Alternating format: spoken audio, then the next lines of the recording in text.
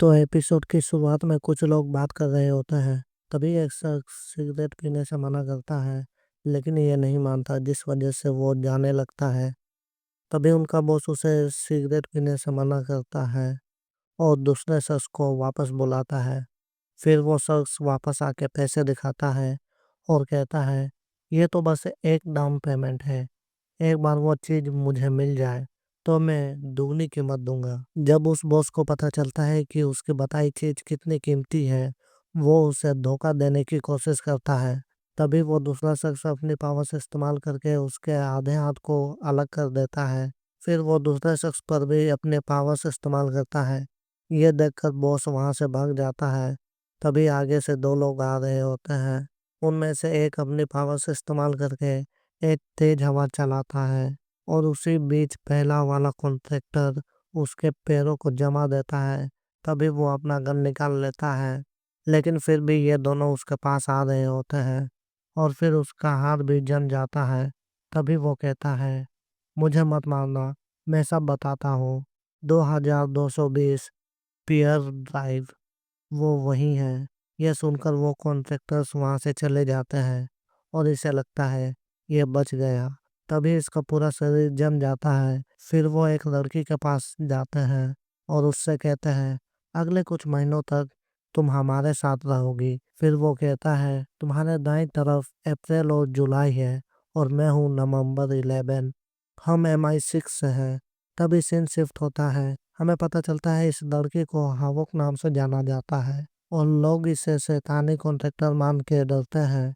फिर यह आदमी बताता है, तीसरी दक्षिणी अमेरिकी जंग में इसने 100 से 1000 लोगों को मारा था और उसके पास किसी भी लोकेशन में वैक्यूम बनाने की काबिलियत है। फिर वो ये भी कहता है कि उसके स्टार को खंगालने के बाद उसे रेग्रेसर माना जा रहा है। तभी किरिहारा पूछती है, क्या और कोई रिपोर्ट है? इसमें वो कहता है, सब्जेक्ट ने माना कि वो MI6 इंट्रोगेशन के दौरान कुछ वक्त के लिए CIA के साथ था और फिर अंदर बैठा आदमी अपना नाम एरिक निशिजिमा बताता है और उस लड़की से पूछता है, जब वो एरोप्लेन से उतरी तब उसे कोई शारीरिक गड़बड़ लगी या नहीं।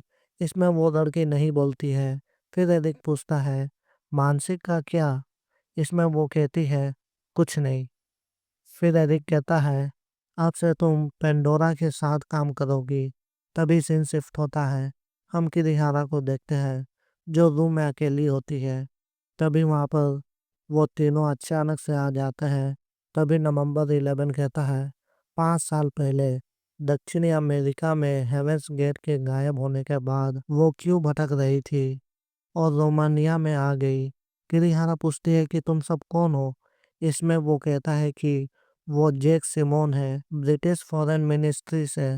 और हाँ, मुझे जैक कहिए, मिसाकी। ये सुनकर किरिहारा थोड़ा हैरान होती है और कहती है, मेरा नाम किरिहारा है। तभी सीन शिफ्ट होता है। वो कहीं जा रहे होते हैं। तभी किरिशिमा पूछती है, हावक जैसे कीमती सब्जेक्ट को पकड़ने के लिए MI6 ने क्यों खुद की रिसर्च की निगरानी के बजाय उसे UN द्वारा चलाने वाले पेंडोरा को दे दिया? इसमें वो कहता है, जंग के बाद नए इंटरनेशनल कानून बने हैं। किरिहारा को यकीन नहीं होता कि देशों ने सुपर नेचुरल जीवों और गेट पर रिसर्च करना बंद कर दिया। इसमें सिमोन कहता है, दक्षिणी अमेरिका के साथ गतिरोध होने के बाद उन्हें रिसर्च के लिए कम सामान मिले, इसलिए खतरे को कम करने और कम सहयोग से मिली जानकारी को बचाने के लिए हमसे जो हुआ हमने किया। फिर वो ये भी बताता है कि उसने सलाह दी थी कि हावो को मार दिया जाए या फिर उसे उसी वेश्या वाली जिंदगी में वापस भेज दिया जाए।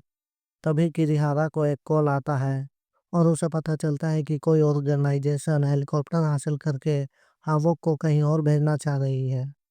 किरिहारा पूछती है, तुम्हें ये कैसे पता? तो वो कहता है, वो लड़की कार के पीछे यही बात कर रही थी। और इधर सिमोन कहता है, पेंडोरा को सौंपने के बाद भी वो CIA मार दो उन्हें, मैं पेपर वर्क देख लूंगा। तभी किरिहारा कार रोक के कुनो और मात्सुमोटो को हालात को अच्छे से समझने को कहती है और साइतो को डिवीजन मैनेजर से बात करने को कहती है ताकि वो CIA के लिए एक वार्निंग जारी करे। फिर वो वहां से चले जाते हैं और किरिहारा सिमोन से सफाई मांगती है। इसमें सिमोन बताता है कि सीआईए उसे बचाने की कोशिश में धोखे में आ जाएंगे क्योंकि हावोक यहाँ है। फिर वो बैग खोलकर दिखाता है और हावोक को देखकर सब सोचते हैं ये कितना बेरहम है। तभी सिमोन कहता है मुझे सिर्फ ये जानना था कि कितनी जानकारी लीक हो सकती है, लेकिन इन्हें अब इस पर शक होने लगा है। फिर जब वो जा रहे होते हैं, सिमोन पूछता है हम कहाँ से गुजरेंगे।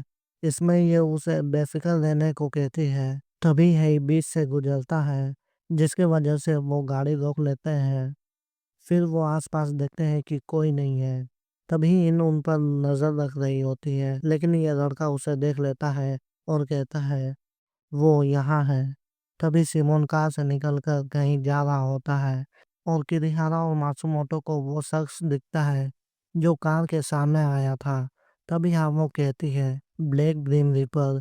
फिर ये लड़की अपनी पावर से इस्तेमाल करके बवंडर बनाने लगती है। तभी है के ऊपर बहुत तेज बारिश होने लगती है और वो सिमोन पर हमला करता है, लेकिन सिमोन बच जाता है और अपनी पावर इस्तेमाल करके हेई को जमाने की कोशिश करता है, लेकिन हेई बच के भाग जाता है और ये उसका पीछा करता है। तभी किरिहारा हेडक्वार्टर्स को कॉल लगा रही होती है। तभी होंग वहां आके उन पर बेहोशी वाला गैस छोड़ देता है और फिर सीन शिफ्ट होता है और किरिहारा माफी मांग रही होती है। इसमें वो सीनियर कहता है हावोक को वापस लाने पर ध्यान दो। तभी ये शख्स पीछे से कहता है जेपनी पुलिस का पक्की जानकारी पर कोई हक नहीं, जैसा नवंबर 11 ने कहा था। फिर किरिहारा को पता चलता है जैक सिमोन एक कोड नेम है और वो MI6 के टॉप एजेंट है। फिर ये चारों उन एजेंट्स के बारे में बात कर रहे होते हैं कि शायद उन्होंने ही उसे ले जाने दिया। तभी एक लड़की आती है और कहती है डिवीजन ऑफ एस्ट्रोनॉमी से नोटिस आया है, जब आप पर हमला हुआ था BK-201 हरकत में आया था। तभी हम इन दोनों को देखते हैं और किरिहारा भी इनके पास आई होती है और पूछती है क्या तुम्हें पहले से ही पता था कि क्या होने वाला है। इसमें नवंबर 11 कहता है अगर मुझे पता होता तो मैं पूरी तैयारी करके रखता। वैसे एक बात साफ है, कोई भी कूटनीतिक रास्ता हवोक को ले जाने वाली ऑर्गेनाइजेशन को रोक नहीं सकता। फिर पता चलता है CIA दुश्मन नहीं है। तभी जुलाई कहता है शिंजुकू टोरिनो थिएटर पार्किंग खाली है। तभी नवंबर कहता है अगली बार हम उसे निशाना बनाएंगे मिस्टर 201 BK। तभी हम होंग को देखते हैं। वो कहता है हम कल सुबह उसे सिंडिकेट को पहुंचा देंगे। इसमें बिल्ला कहता है किसी भी कीमत पर हावो को गेट से दूर रखना चाहते हैं। तभी होंग इनके पास आता है और पूछता है हावो कहाँ है। इसमें इन बताती है वो दोनों चले गए और कहाँ गए मुझे नहीं पता। तभी हम हावो को चेयर में बंधा हुआ देखते हैं और यही कहता है किसने सोचा था कि तुम अब भी जिंदा हो कार्मिन। इसमें कार्मिन कहती है बहुत वक्त से किसी ने मुझे उस नाम से नहीं बुलाया। तभी यही पूछता है उसकी बहन पाई कहाँ है। ऐसा कहकर वो उसकी उंगली तोड़ देता है और कहता है जब साउथ अमेरिका मिट गया था तब तुम एम्बर और पाई सभी वहाँ थे। इसमें कार्मिन कहती है मैं उनके ग्रुप का हिस्सा नहीं हूँ, मुझे एम्बर या किसी और के बारे में नहीं पता। मैं तो ये भी नहीं जानती कि वो जिंदा भी है या नहीं। मैं बिल्कुल वहाँ थी, लेकिन उस हादसे के बाद मुझे कुछ याद नहीं। जब होश आया मैं यूरोप के किसी ग्रामीण इलाके में थी और मैं अपनी काबिलियत भी खो चुकी हूँ। पर यह सब सुनकर रही को यकीन नहीं हो रहा था। इसमें कार्मिन कहती है तो बताओ मैं कैसे तुम्हें यकीन दिलाऊं। खुद को दर्द पहुंचाने देना और चुप रहने में कोई खूबी नहीं होती और लगता है तुम इसे नहीं समझे हो। और फिर वो ये भी कहती है कि तुम कॉन्ट्रैक्टर बनने से पहले बहुत पत्थर दिल थे, लेकिन अब अपनी बहन जैसी बेकार चीज के लिए अपना काबू खो रहे हो। हेई को उसकी बात पसंद नहीं आती और वो उसे थप्पड़ मारता है। तभी कार्मिन कहती है तुम जज्बाती हो लेकिन तुम दिमागी रूप से अस्थिर मोरातोरियम की तरह नहीं हो। तभी हम किरिहारा को देखते हैं। वो सोच रही होती है। BK-201 जिस भी केस में होता है वो राज और मौत से भरा होता है। तभी कोई आके बताता है कि MI6 अपने होटल में वापस आ गए हैं और मात्सुमोटो और कुनो उन पर नजर रख रहे हैं। तभी वो तीनों यहाँ पर आ जाते हैं। फिर नवंबर 11 कहता है, हमें बताइए कि हम कहाँ से शुरू करें।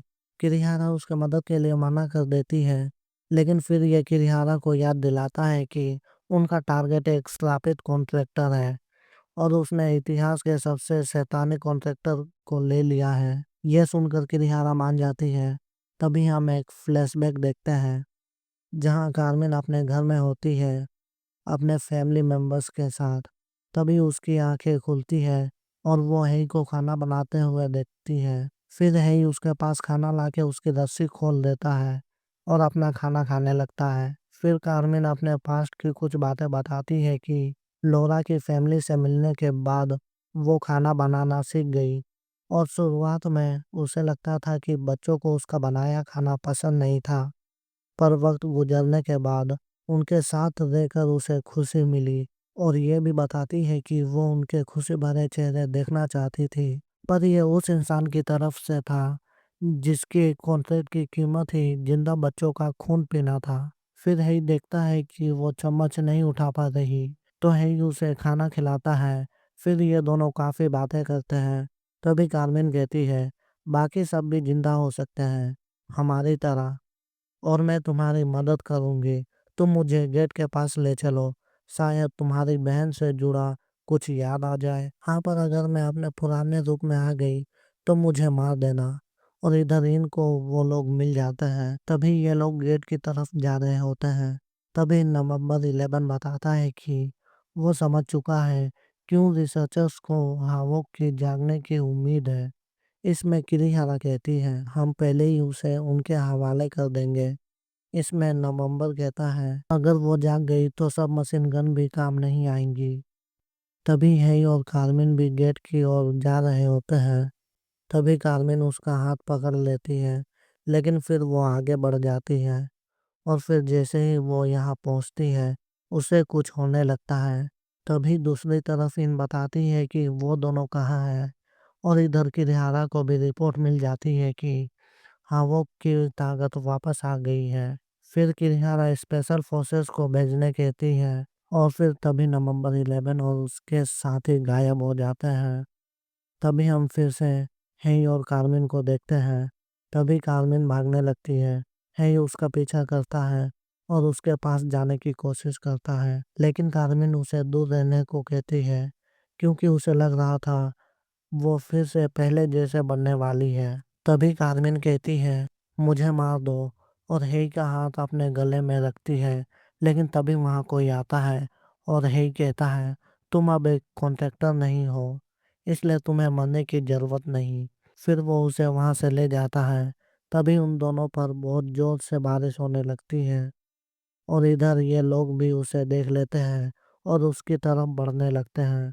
तभी कार्मेन भागते भागते रुक जाती है और कहती है, मैं डर चुकी हूँ, मुझे पहले जैसा नहीं बनना। फिर हेई उसे समझाता है कि जब तक वो यहाँ से दूर रहेगी उसकी काबिलियत वापस नहीं आएगी, जिसकी वजह से उसे और किसी की जान लेने की जरूरत नहीं है। हेई ये सब कह रहा होता है कि तभी कोई पीछे से कार्मेन पर हमला कर देता है और भाग जाता है।